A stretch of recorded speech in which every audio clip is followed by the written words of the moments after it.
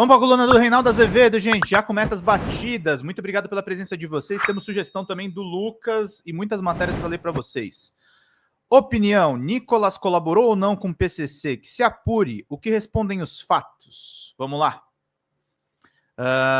Então falemos a respeito da campanha mentirosa movida em janeiro deste ano pelo deputado Nicolas Ferreira do PL sobre a suposta taxação do Pix. Afinal de contas, ele objetivamente colaborou ou não com o PCC ou com outras organizações criminosas?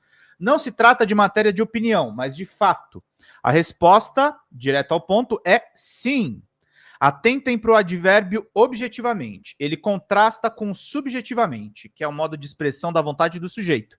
Se o Nicolas quis ou não prestar um serviço ao crime organizado, bem, isso é matéria de eventual investigação. A PGR pode avaliar se cabe abertura de inquérito e o Supremo decide se abre ou não em caso de manifestação positiva. Que o PCC e afins tivessem razões para aplaudir o que ele fez, bem, não resta a menor dúvida. O secretário especial da Receita Federal, Robinson Barreirinhas, rememorou ontem o que aconteceu. Publicamos uma instrução normativa estendendo às fintechs as mesmas obrigações de transparência e de prestação de informações que todas as instituições têm há mais de 20 anos no Brasil. Publicamos em setembro e em janeiro a Receita recebeu o maior ataque da história com mentiras e de fake news, dizendo que a instrução se tratava de tributação dos meios de pagamento. Pedro, mandei a notícia publicada no Senado de Notícias lá no grupo da Folha Democrata. Fala para a Xana me avisar, que a gente vai trazer isso sim. Não deixa de ser curioso que o deputado tenha demorado 4 meses para reagir. O que esteve na raiz da sua disposição? A simples tentação de contar uma mentira e de armar uma falcatrua contra o governo? Toda fake news é eventualmente condenável, evidentemente condenável, mas há aquelas que rendem apenas dividendos ideológicos, ainda que asquerosos, indevidos, impróprios e que nascem, sim, muitas vezes do crime.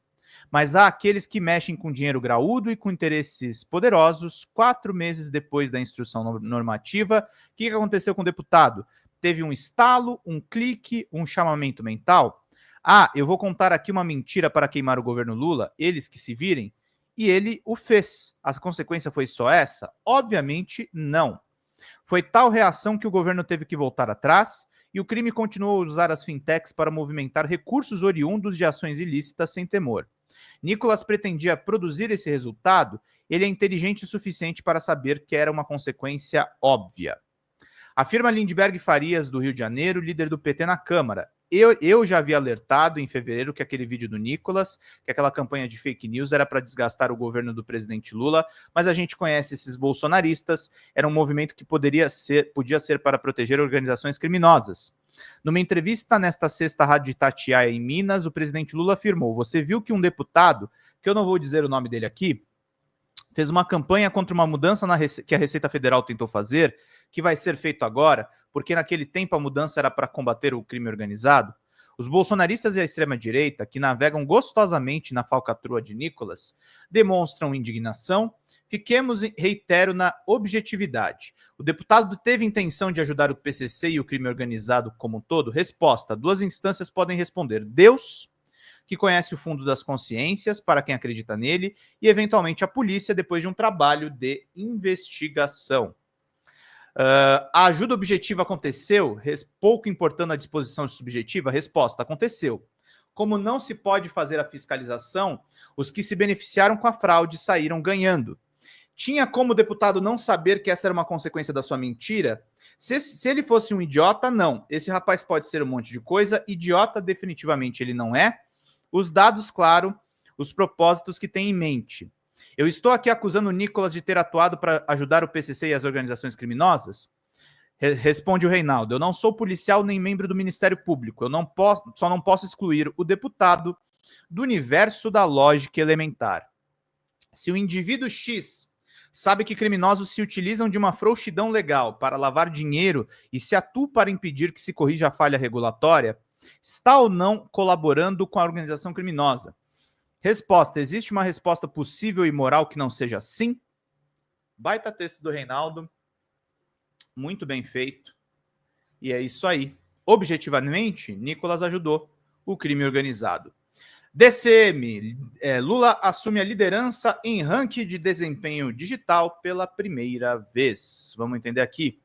Presidente Lula assumiu pela primeira vez a liderança do índice Datrix dos presidenciáveis, o IDP, em agosto, desde a criação do ranking em janeiro. A medição que utiliza inteligência artificial para avaliar o desempenho digital de potenciais candidatos ao Planalto analisa dados de redes sociais como X, Facebook, Instagram e YouTube, com informações da colunista Mônica Bergamo da Folha.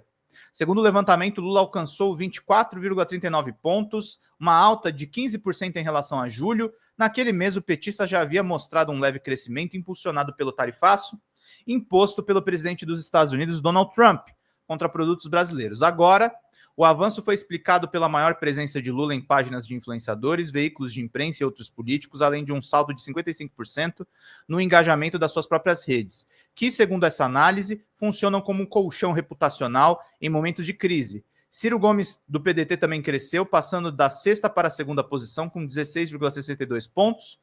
A melhora no desempenho digital foi puxada pela especulação sobre uma possível filiação ao PSDB e pelo crescimento das interações em suas redes, que subiram de 0,08 para 1,87. Tem que parar de falar do Ciro, né? Na contramão, a ex-primeira-dama Michele Bolsonaro, que havia liderado o índice em julho, sofreu uma forte queda e caiu para a sétima posição, com apenas 11,88 pontos. Obrigado pelo Pix, Malu! Obrigado, querida! É isso aí, Dedete, Decotidnes. Bom dia, Pedro. Fico feliz com a meta fechada. Hoje não pude ajudar. Obrigada pelo trabalho dedicado e um grande abraço. Grande abraço para você, minha querida. Obrigado pela ajuda de todos vocês, gente. Vocês são queridos e queridas. Estamos na luta, todos juntos.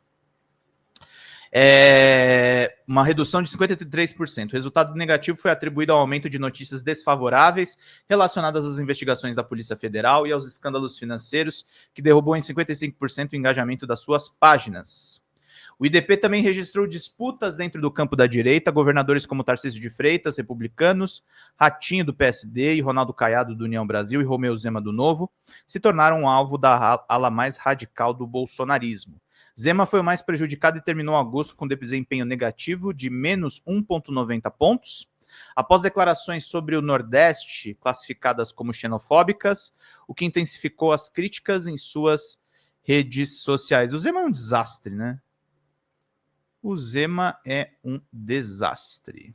Fala, pessoal da Folha Democrata, que é Pedro Zambarda, editor do canal, falar um pouquinho a respeito da necessidade de vocês financiarem a Folha Democrata. Gente, a Folha Democrata é financiada através de um Pix chamado Folha Democrata, é o endereço do Pix, né? folhademocrata@gmail.com. Nós precisamos do nosso jornalismo financiado por vocês que são do nosso público, porque nós passamos vários perrengues aqui com o YouTube, vocês sabem muito bem. E mesmo assim, graças a essa comunidade muito unida, a gente conseguiu fazer lives históricas, acompanhar praticamente ao vivo a campanha do Guilherme Boulos, trazer informações exclusivas a respeito de Gustavo Gayer, de Olavo de Carvalho, de todos os bolsonaristas, combater as fake news e tudo o que a gente acompanha. Por R$80 no nosso Pix, você ganha um curso de roteiro para série, o que é muito importante se você é artista, roteirista, se você lida com essas